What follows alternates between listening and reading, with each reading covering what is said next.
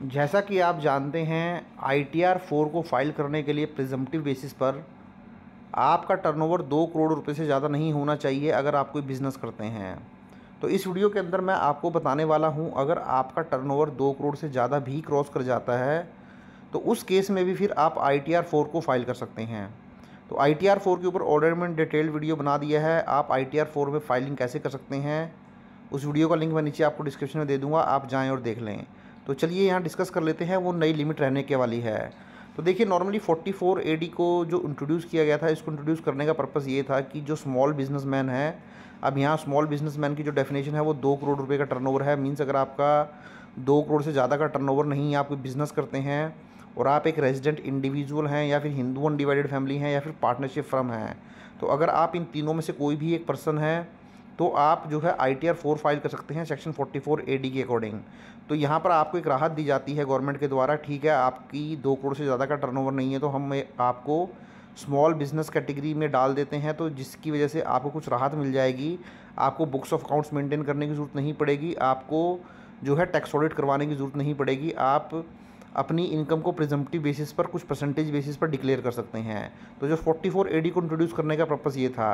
तो यहाँ मेरा जो वीडियो का पर्पज़ ये है कि मैं बता रहा हूँ आपको कि जो 2 करोड़ का टर्नओवर है, अब 2 करोड़ के टर्नओवर को भी बढ़ा दिया गया है, बट उसकी कुछ कंडीशन है, वो भी मैं आपके साथ डिस्कस करूँगा।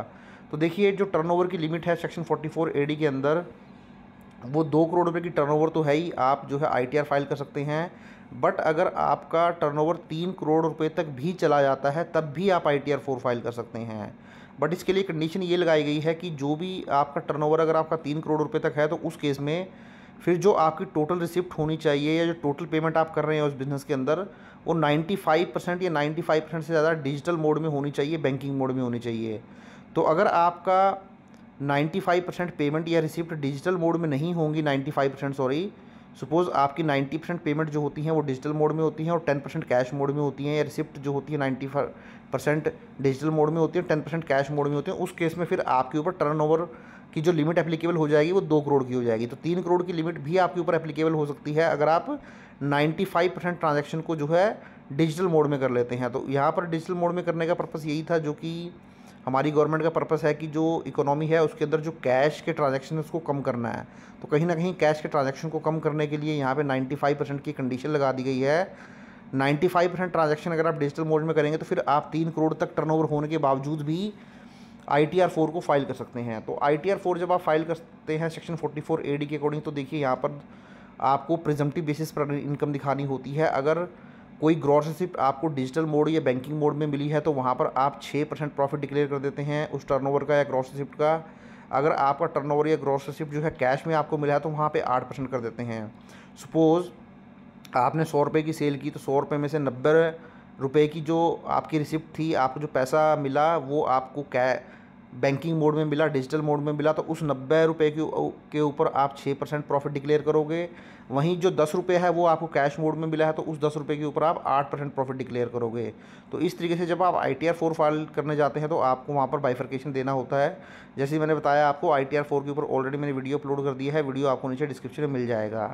तो देखिए, अब मैंडेटरी कंटिन्यूशन भी इसको करना होता है। अगर आप एक बार 44 AD के अंदर ITR 4 फाइल करना शुरू कर देते हैं, फिर आपके लिए ये मस्ट हो जाता है कि नेक्स्ट 5 ईयर तक आपको ITR 4 ही फाइल करनी पड़ेगी प्रिजम्पटिव बेसिस पर।